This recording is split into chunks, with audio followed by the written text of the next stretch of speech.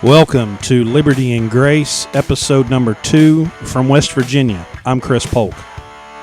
And from Pueblo, Colorado, I am Ezekiel Goodwin. Welcome to another episode of Liberty and Grace.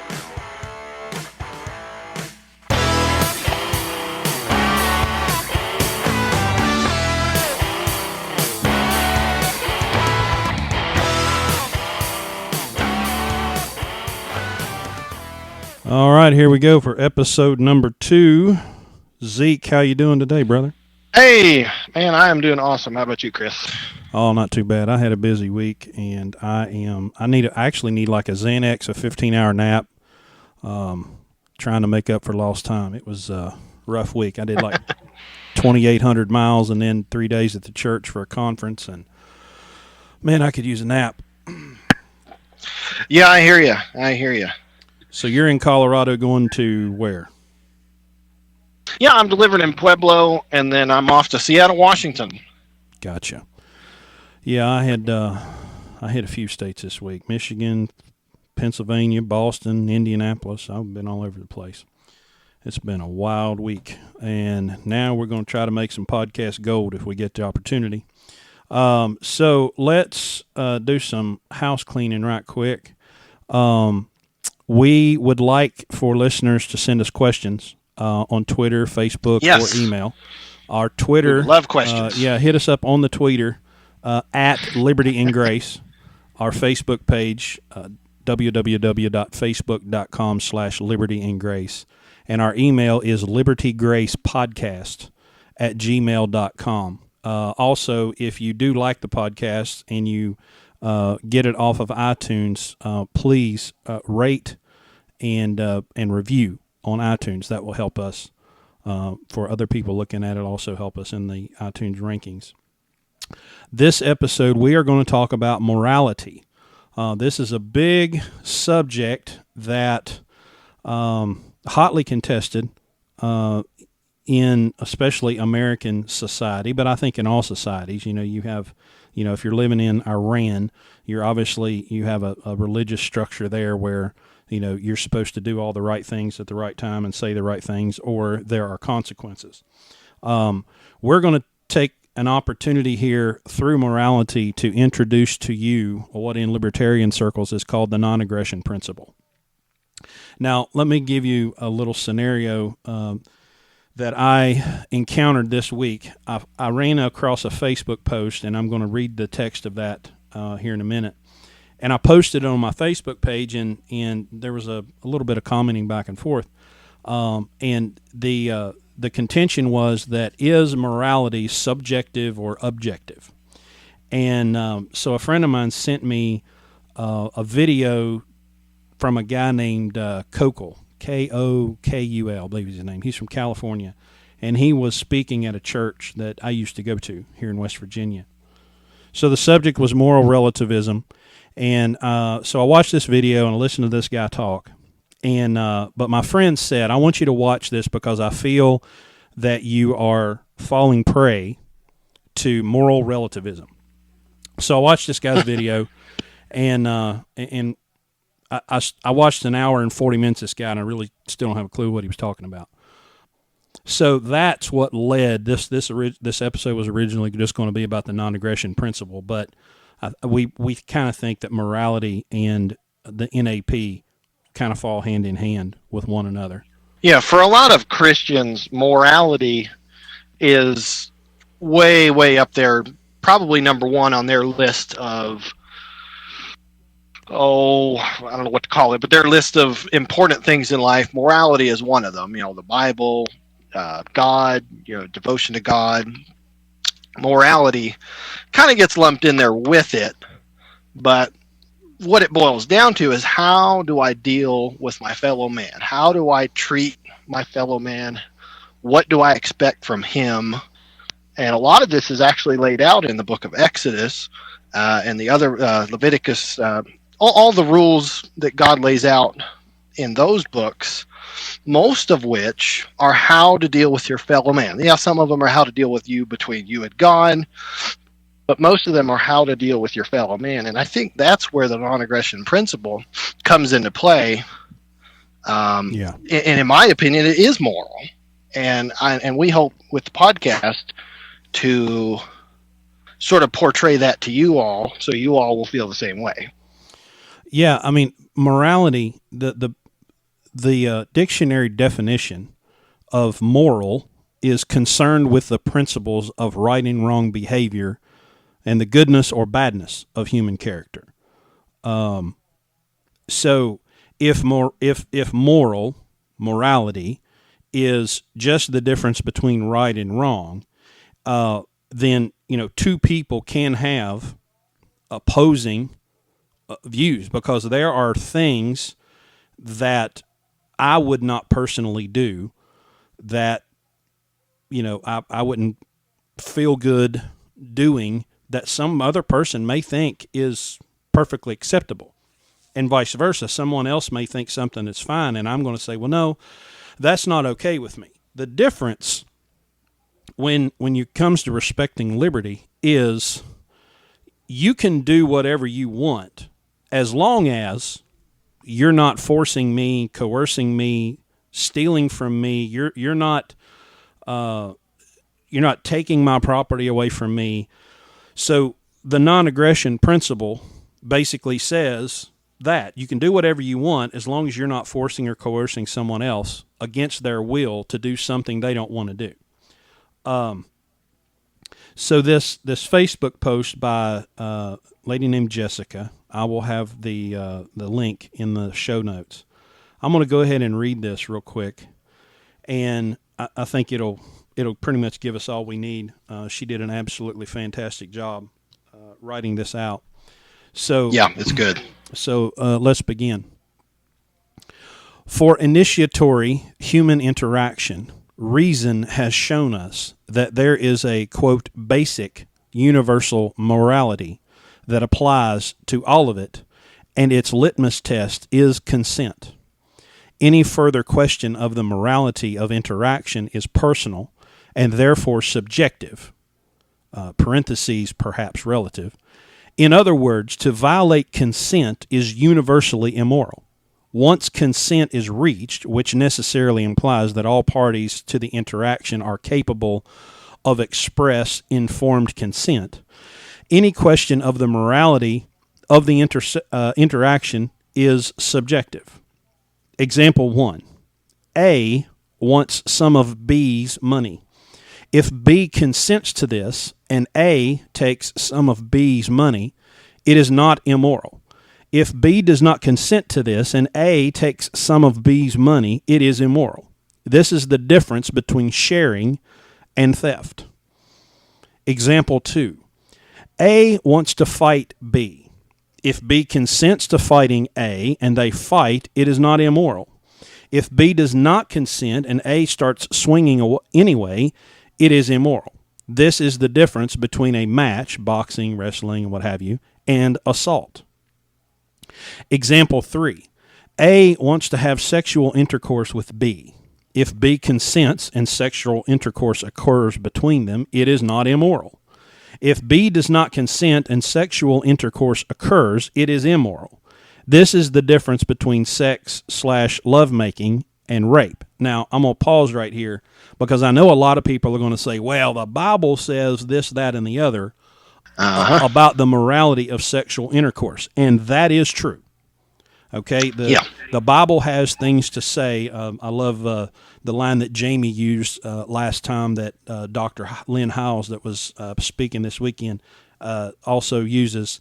No covenant, no loving it, no wed, no bed. Okay, well, that's fine. If you subject yourself to the authority of the Bible, as I do, yes, then that means that there's a standard set for me. Now, if my neighbor does not submit themselves to that same authority, they're not bound, at least when it comes to my thoughts and opinions, they're not bound by that. Now, of course, we can all say, well, God created the earth, and even though he does, the person doesn't believe in God, well, they're still subject to God's wrath and judgment. Okay, well, I'll give you that. Doesn't change the fact that's none of my business, period. Right. It's none of my business who they have sex with, when they have it, how they have it, man, woman, man, whatever. What matters in every case is consent, because we're not talking about, in example 3, we're not talking about sexual intercourse in the bonds of marriage versus not, and biblically speaking and not. What we're talking about is the difference between lovemaking and rape. That's the point of example number 3. She continues, in example 1, I can hardly conceive of any question beyond consent as to its morality, save perhaps the intended use of the money being shared. I guess that would be in, illicit drugs or whatever. In example 2, a pacifist, let's call him C, would find all violence immoral, including defensive violence and consensual violence. So C's personal morality would dictate that this is immoral, even with consent. So the universal test is satisfied, but not the personal test of C. But if it doesn't involve C, but it doesn't involve C, so it's irrelevant. C is free to try to convince others of his beliefs, consensual, but has no right to impose his belief on them, non-consensual.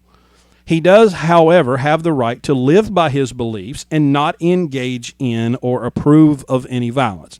Let's stop and talk about this one for a second. So A and B are two people. They're going to do a boxing match. And they're not mad at each other, but they both like to box. It's a good form of exercise. And then C walks in and says, listen, I'm nonviolent. I don't believe in this violence. So y'all have to stop.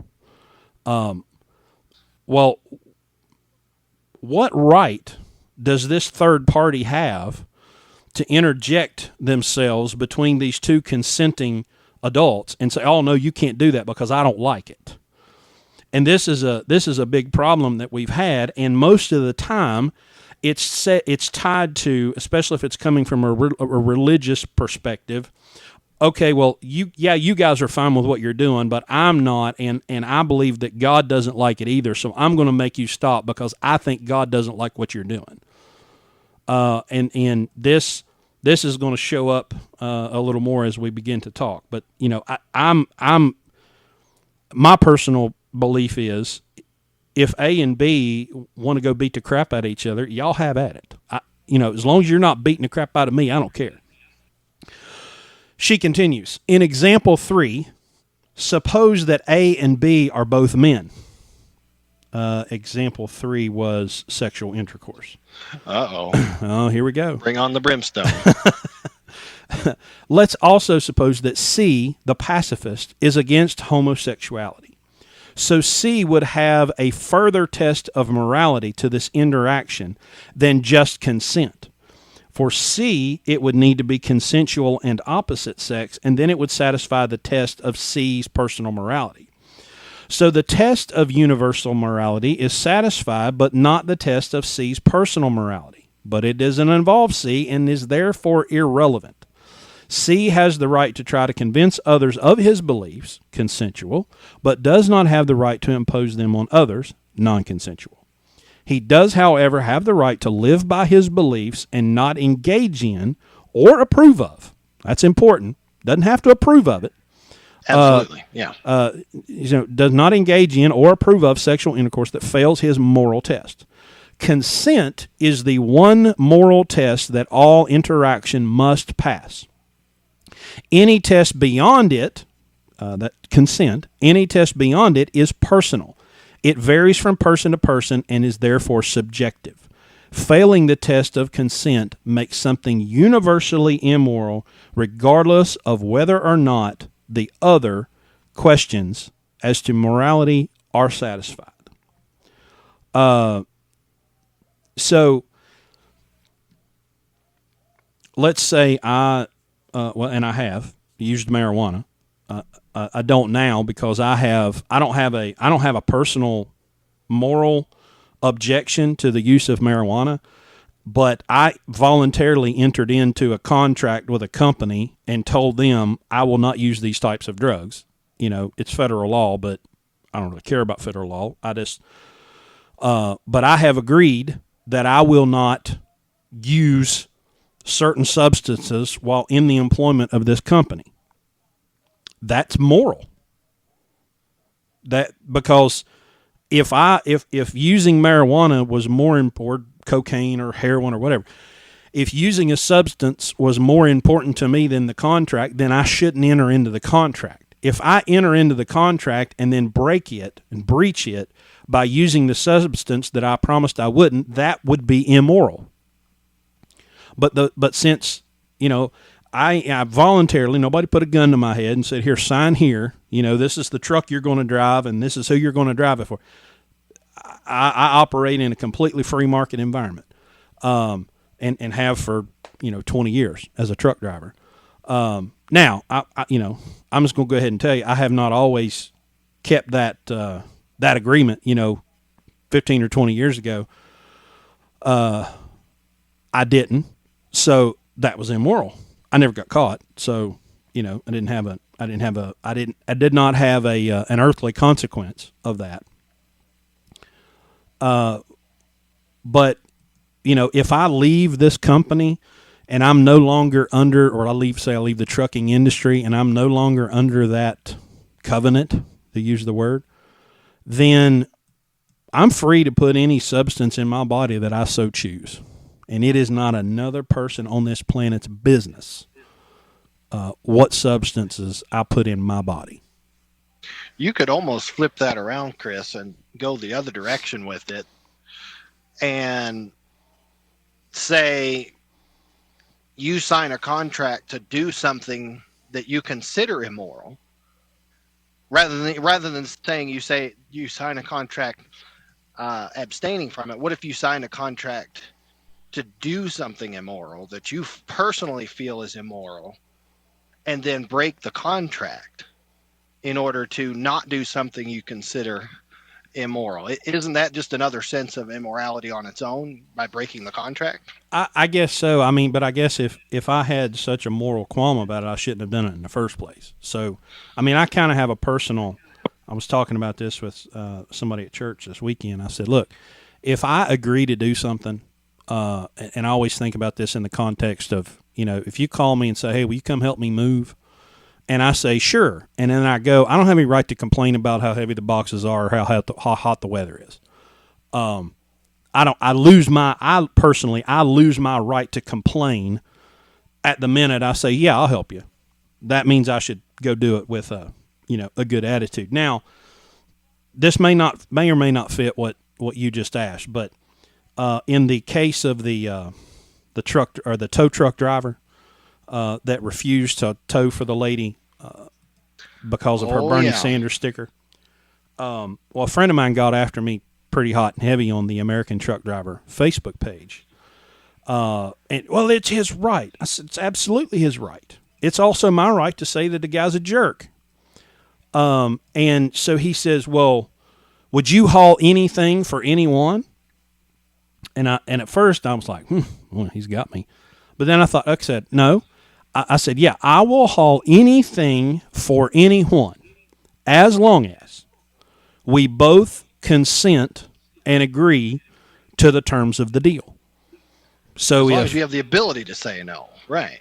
Yeah. So, and then he says, well, would you haul military equipment? And I said, yeah, I'd haul military equipment. I know where he was trying to go. Well, you're a libertarian. You don't like war. And I said, no, I would haul military equipment. And then I backtracked and I said, okay, wait, there's one. I'll never go to the NSA again, Fort Meade. I hauled a load of furniture to that godforsaken place, and it was the biggest cluster I've ever been a part of. And so, yeah, there's some places I won't go. Now, it's not because they're a despicable, evil agency, probably the worst that the world has ever known. But it was such a hassle, and it was it's just a nightmare from the time I drove into the gate until I finally escaped that place that I won't go back again. But that doesn't have anything to do with the morality of what the NSA is doing. And I further went on to say to him, I said, look, sure, let's say I'm an anti-war pacifist, and I won't consent to doing anything that has anything to do with the military. Well, that could be true if it was all direct shipments, and I knew, okay, I'm not going to haul tanks or bombs or plane parts or whatever.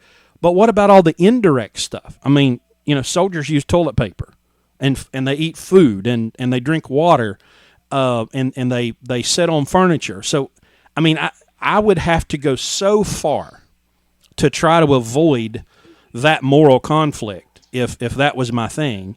I couldn't haul anything. Yeah, there'd always be somebody that said, "Oh, well, you can't do this." There'd always be something that you did, that someone else would be considered, someone else would consider,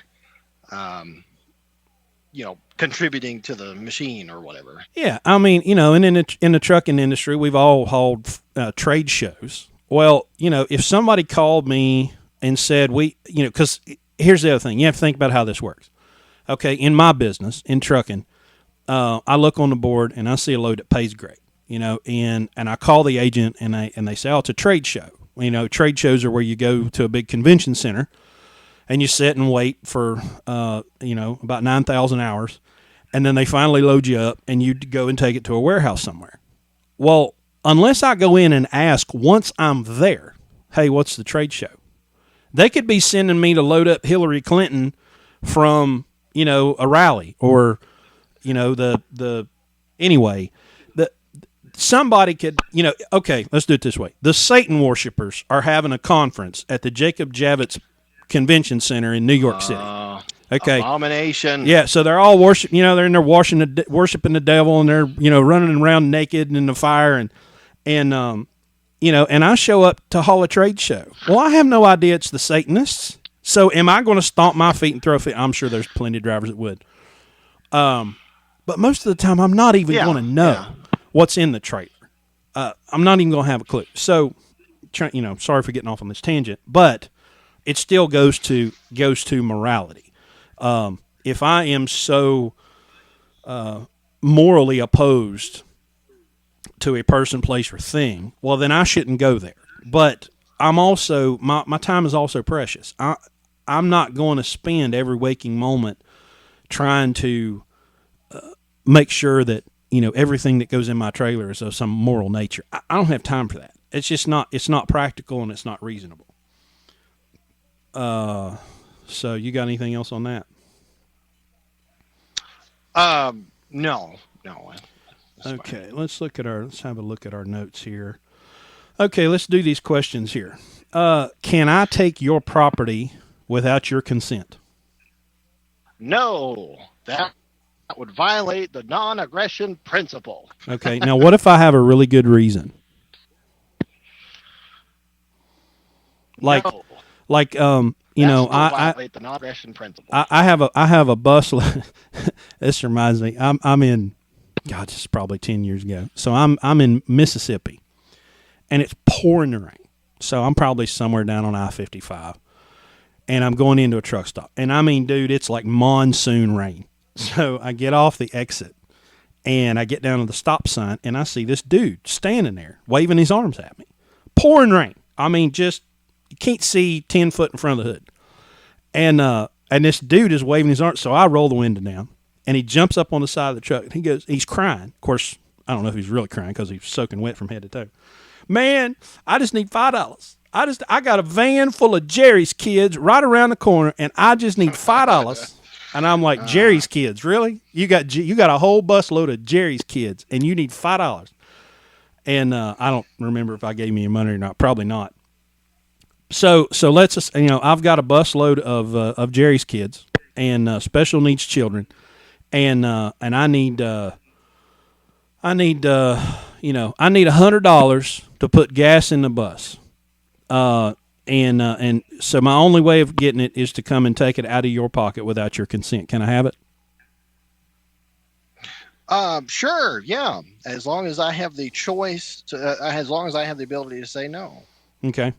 All right. Question number 2: can I force you to work for me?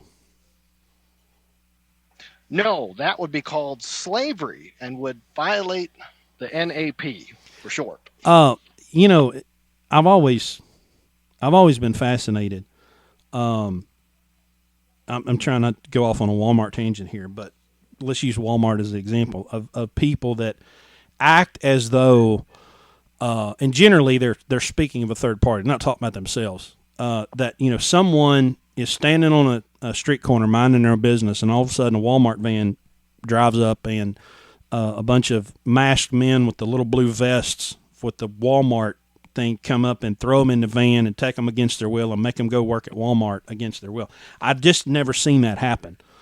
Yeah, you know what? I haven't either. Yeah, I've always been amused by that. Yeah. So, and there's very different. There's different variations of this particular question. But I like the airplane one. Go do the airplane one. Yeah, a lot of people will try and come up with reasons why the non-aggression principle isn't valid, and when they do, you always have to remember in the back of your mind, okay, this person is trying to excuse violence. They're trying to come up with a reason why it's okay to initiate violence against another person. So anyway, they'll come up with I forgot the question, Chris. Airplanes. Oh, airplanes. Yes. If I own an airplane, right, it's my property, and you, Chris, are my guest, and we're flying at 30,000 feet. Can I decide, oh, you know what, Chris, I don't have the time to entertain you right now. I need you to leave. There's the door. It's my property. Don't I have the right to kick you out of the airplane? No, because it violates my right to life. And if you kick me out of the airplane, I'm certainly going to die. And so by allowing me an easement onto your property, more than likely in exchange for funds, to haul me on that airplane, then you, what's the legal term? Then you, I don't know the legal term, but I have placed you in peril. That's the answer. Right. Yeah, you placed, but there's I guess it's indemnify. By the fact that we came to an agreement that you own the plane and I'm going to pay you for a ride on it, and it's clearly your property, but you indemnify me from throwing me out of said airplane at 30,000 feet. And causing injury to me, because even though I'm on your property, maybe this better explains it. Even though I'm on your property, you still can't violate my right to be free from harm. You can't violate. Yeah, that's a good way of putting it. Even though so take the plane away.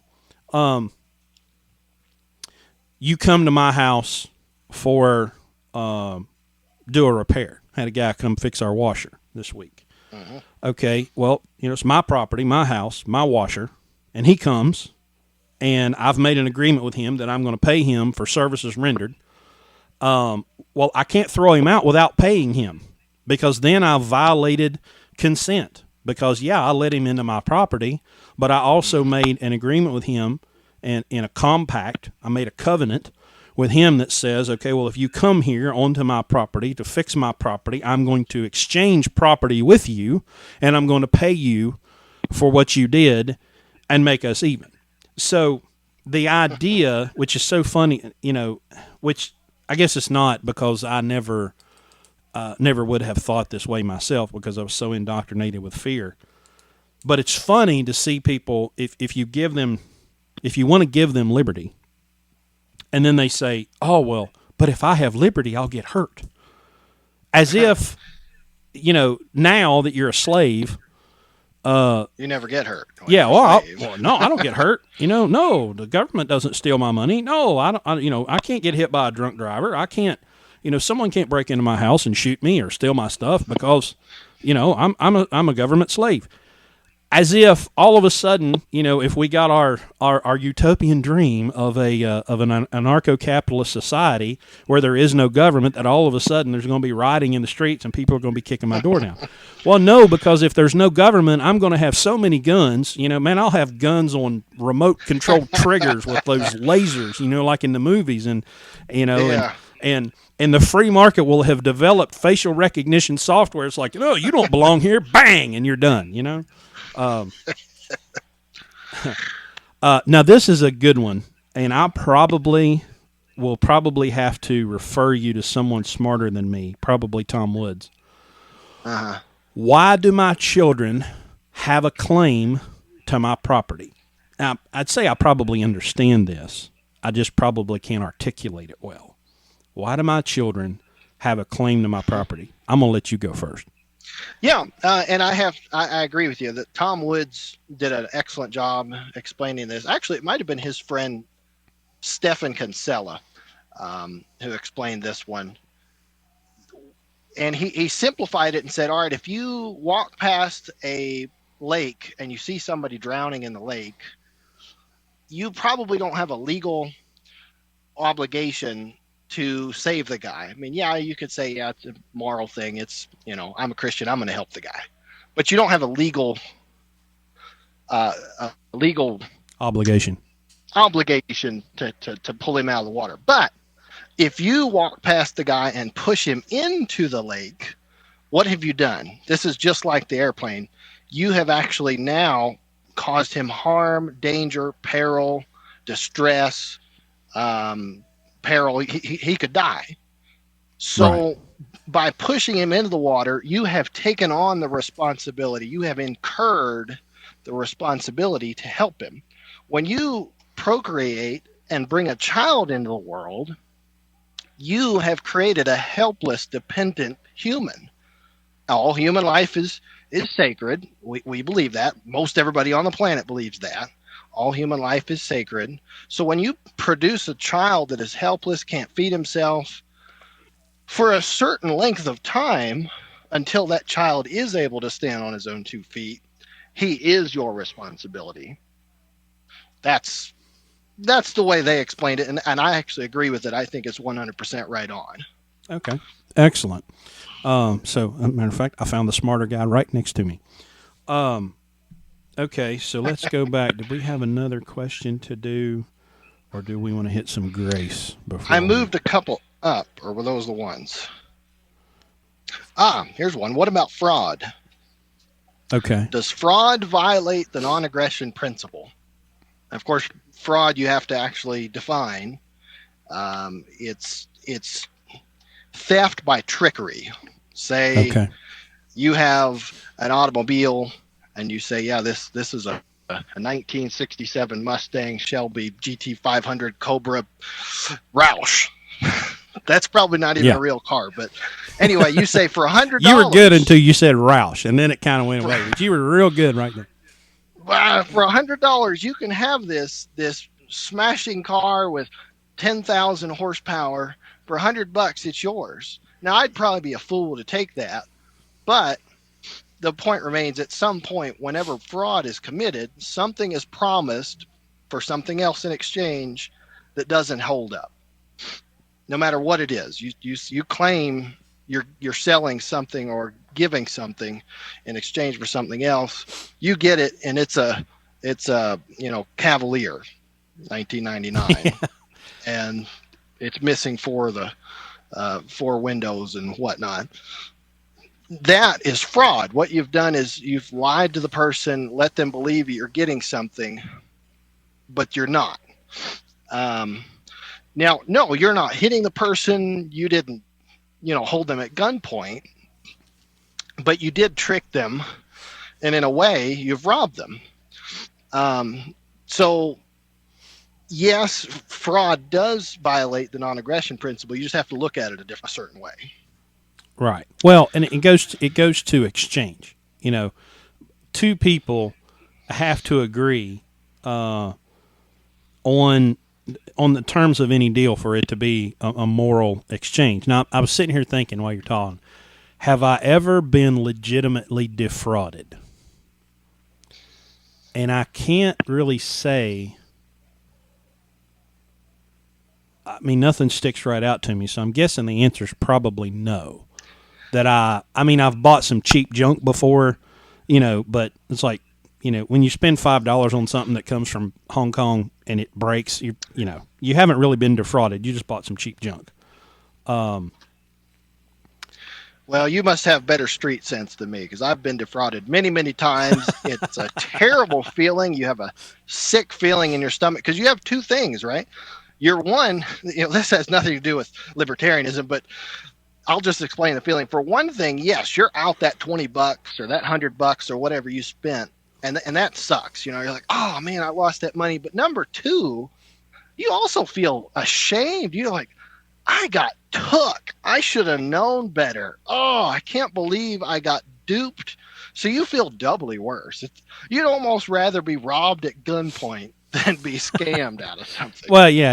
I've made a few. Now, I've made some dumb decisions, but I mean, as far as someone saying, "Okay, here, give me money for this product," and then it to come and be completely, just not even close. I can't really say that that's ever happening. Now, of course, I've bought cars and stuff, and where I've looked back and say, "Oh, what an idiot!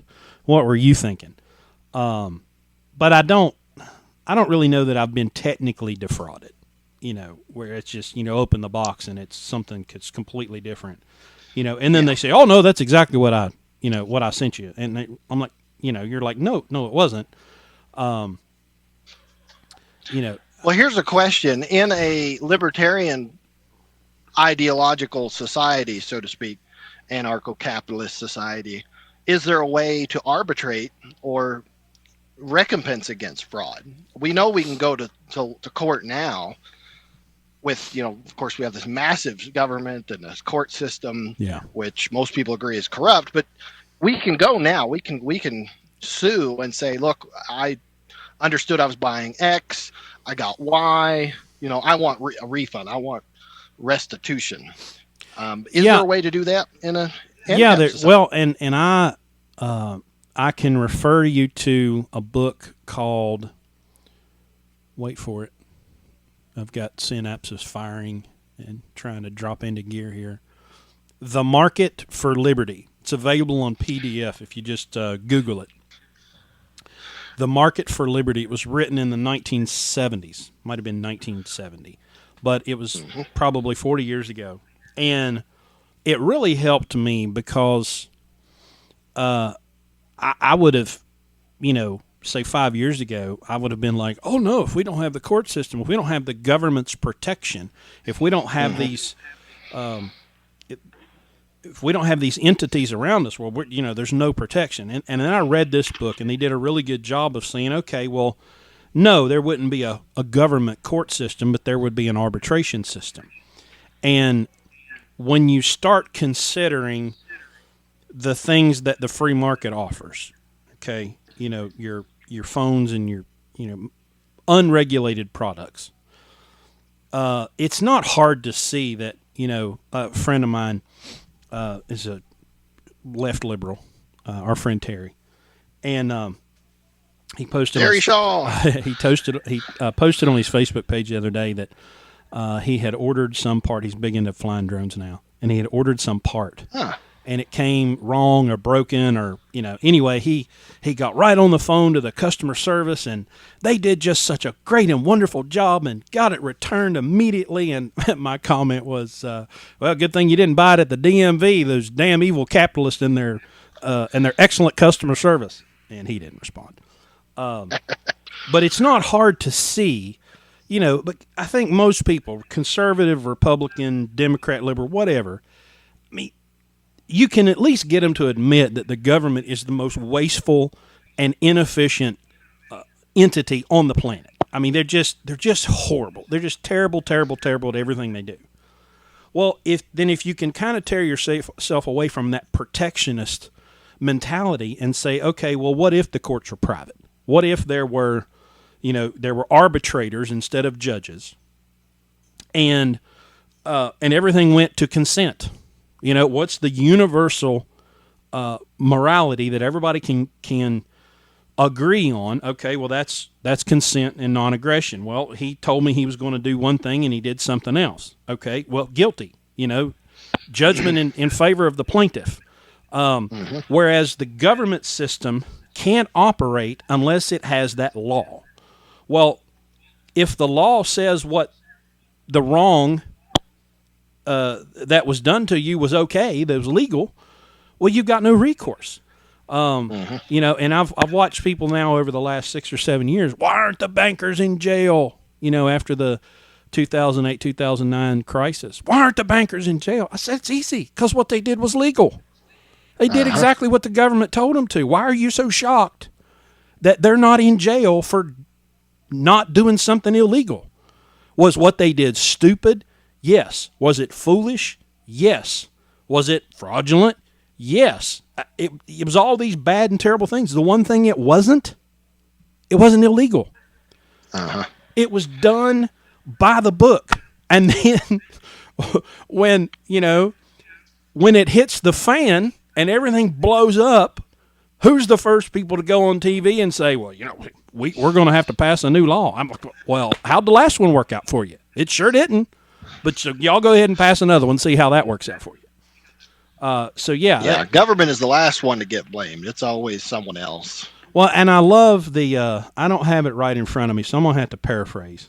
But Murray Rothbard basically says, if a gang of thugs can't do it, neither can the government.